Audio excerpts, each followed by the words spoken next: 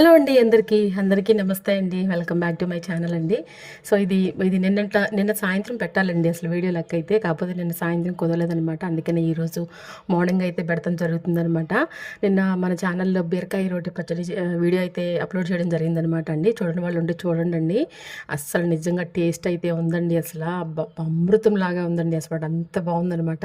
So అయితే చట్నీ చేసేసిన తర్వాత సాయంత్రానికి, అంటే పగల భోజనం చేయలేదండి నేను, అందుకని నైట్ టైం పెందలకాడే 6:30 కల్లా తినేయడం జరిగిందనమాట.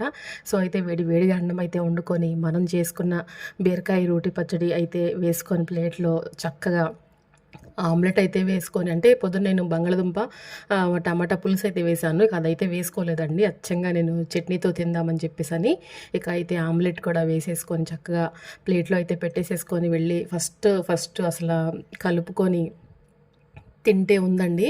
ఫస్ట్ నేను చట్నీతో కలుపుకొని తిన్నానండి, అసలు ఎంత బాగుందో. అసలు నెయ్యి వేసుకుందాం అనుకున్నాను కానీ కాకపోతే నేను రియల్ టేస్ట్ చేయాలని చెప్పేసి నెయ్యి అయితే వేసుకోలేదనమాట. ఫస్ట్ అయితే కలుపుకొని తింటే అసలు ఒక్క ముద్ద నోట్లో పెట్టుకోగానే అసలు ఎంత మనస్సుకి ఎంత ప్రశాంతంగా అనిపించిందోనండి. నిజంగా మనం నాన్ వెజ్ కన్నా ఇలాంటి రోటి పచ్చళ్ళు అయితే మనం చక్కగా కడుపు నిండా అన్నం తింటామండి. ఇది ఏమంటారో మీరు తప్పకుండా కమెంట్ చేయండి. ఇక తర్వాత ఆమ్లెట్ కూడా వేసుకున్నాం కదా, ఆమ్లెట్ కూడా ఒక ముక్క కలుపుకొని టేస్ట్ చేస్తే అద్దరిపోయిందండి. ఒక్కసారి ట్రై చేయండి.